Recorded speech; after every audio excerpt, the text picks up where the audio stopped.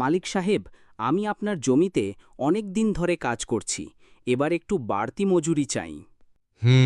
তুমি তো সত্যি পরিশ্রম করো, কিন্তু এই বছর ফলন ভালো হয়নি। কিভাবে বাড়তি দিই বলো? আমি জানি, কিন্তু আমি ভোর থেকে সন্ধে পর্যন্ত খেটে চলি। আমার পরিবার চলছে না ঠিকমতো। তোমার কষ্ট আমি বুঝি, কিন্তু ব্যবসা মানেই লাভ ক্ষতি। ক্ষতি তো আপনার হয়েছে, কিন্তু লাভের সময় তো আপনি একাই ভোগ করেন। ঠিক বলেছ। তাহলে এবার থেকে কিছু লাভ তোমার সাথেও ভাগ করব। তাহলে আমাকে প্রাপ্য সম্মান ও ন্যায্য মজুরি দিন। আমি মন থেকে কাজ করব। ঠিক আছে, আমি এবার থেকে তোমাদের জন্য একটা আলাদা তহবিল গঠন করব। ধন্যবাদ মালিক। আপনি যদি আমাদের পাশে থাকেন, আমরাও আপনাকে সেরা ফলন দিয়ে দেব। এই পারস্পরিক সম্মান ও বোঝাপড়াই আমাদের এগিয়ে নেবে।